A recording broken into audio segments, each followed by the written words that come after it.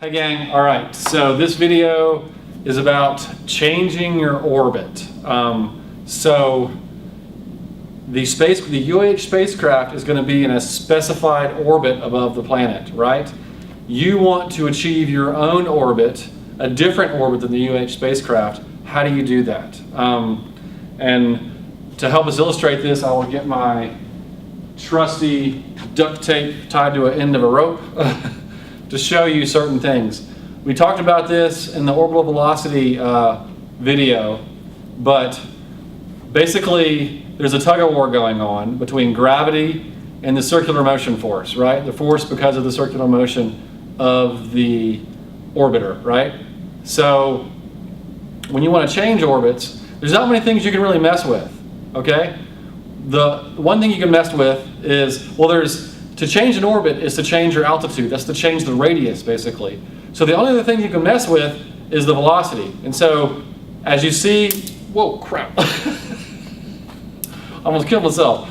As you see from this, that's going to be great. As you see from this, I'll edit that out later. As you get closer to the planet, you have to go faster and faster, right? Faster, faster, faster, faster, faster, faster, just to maintain that orbit, right? You go really fast to maintain that orbit, okay? As you get further out, you can go slower, slower, slower, right? You can go, this was off camera, it's almost hitting the roof. You can go pretty slow, okay? So this might give you a tip, is how you guys change your orbit is through velocity, right? Now the specifics of that we'll talk about in just a second. But that was my little demonstration. Hopefully you learned something from it. So we talked about in the orbital velocity lecture, if you have not watched the orbital velocity video, please go watch it first, because I'm going to assume you know this stuff. So when you have a small thing, this is our big thing, big M, and a small thing orbiting the big thing, like we talked about, the small thing, little m, right? So it's a tug of war. Remember, you've got gravity pulling down, Fg pulling down, and then force of circular motion wanting the thing to go away, right? Opposing gravity. So Fg equals Fc. The force of gravity, the equation for force of gravity is big G, big M, little m over r squared. And that equals the equation for the circular motion force is mv squared over r, okay? I'm writing those things out so that you can see how we play with this, all right? And again, you solve for this, the velocity at a specific r, where r is the circle that's being drawn by the orbiting thing, okay? That's what r is. It's not the radius of the planet. That's something different. Radius of the planet is something different. Also, altitude is something different. Altitude plus planet radius equals r, okay? So velocity is the square root of big G, big M over r, okay? So, how do we manipulate this? Basically, what this equation tells you, if you want to go, if you want to be at a shorter orbit, if you want to be at a shorter r, if this is smaller, this is bigger, therefore velocity has to be bigger, right? If this is bigger, this whole side is smaller, therefore velocity is smaller, okay? That's basically what it is. To be a closer orbit, you have to be going faster, okay? That's what it amounts to. I mean, you can see that with the planets, you know. Mercury goes around the sun very fast. Venus, a little bit slower, but still very fast. Earth does Earth's thing. Mars is slower than Earth, and then as we go out, it gets slower and slower. So we see that with the planets. So as you get further away from the thing that's being orbited, you go slower. And that makes sense, because if you think about it, if you go infinity distance away, then you basically just stop. You don't have to orbit the thing anymore. So, but if you get closer, you gotta go faster, right? Further away is slower, okay? So that's what you're gonna need to do. So if you want to achieve a closer orbit, if you want to achieve an orbit closer, if you want to decrease r, then you have to increase the velocity that you're going at, okay? So here's my little thing. So if r is going to decrease, that's for a lower altitude orbit, then that results in a velocity increase, right? Because one's on the numerator, because they're inversely proportional. That's what that's called, inversely proportional. One's on the bottom of the fraction, this one's on the top of the fraction, basically.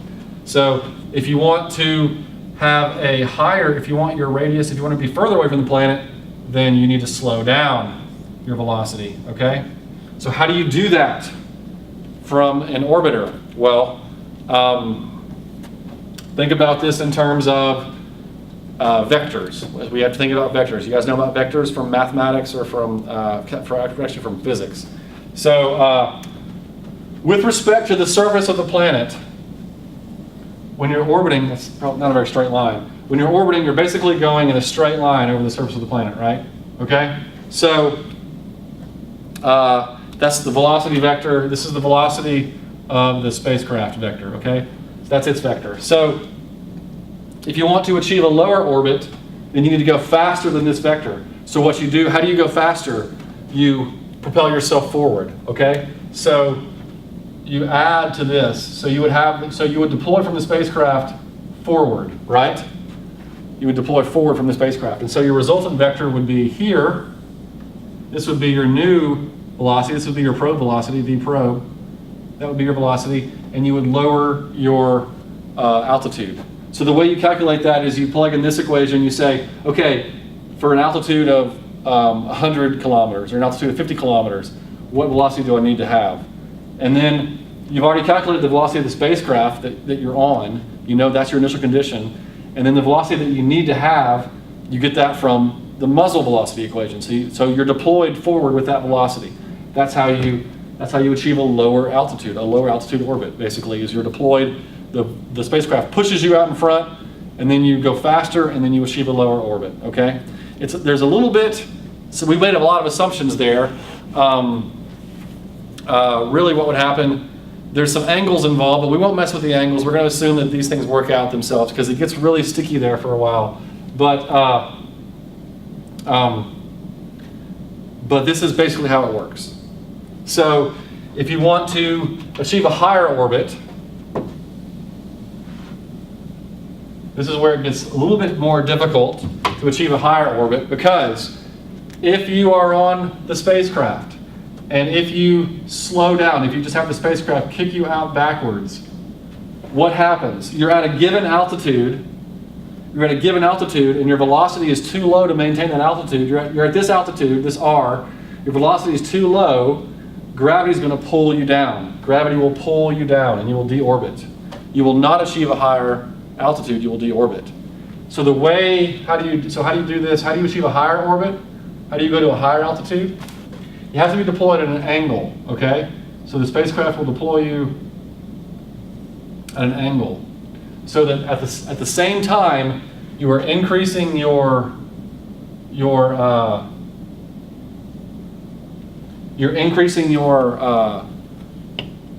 altitude and you're decreasing your velocity.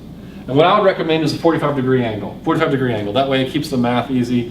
So you're and you calculate, and for a 45-degree angle, you don't get all of the velocity. Remember, you have to do this root 2 over 2 type deal. You have to break that into components. And so basically you'll have a component of the velocity going this way and a component going that way. These two are going to be equal. But that gets you, what this does, when you deploy at a backwards 45-degree angle upwards, that gets you away from this altitude, and that gets you to the velocity that you need, okay? That's how you do that, okay? So, does that make sense? You can't just simply slow down at this altitude because you will get pulled down from gravity. Because what you'll do is you'll unbalance this equation. You'll lower this velocity, and so your F sub c will become lower at the same altitude, and then gravity will pull you down. So that's what happens if you slow down. So you need to increase your radius while you're decreasing your velocity. And the reason I said to use 45 degrees is to keep the math easy, because you have squares here. It's the same values. So you can calculate the velocity you need by plugging it in, by plugging the new r into this equation to get you the velocity you need, and then you can calculate your the angle from that, or not the angle, but the radius or the altitude that you'll gain from that. So does that make sense to you guys?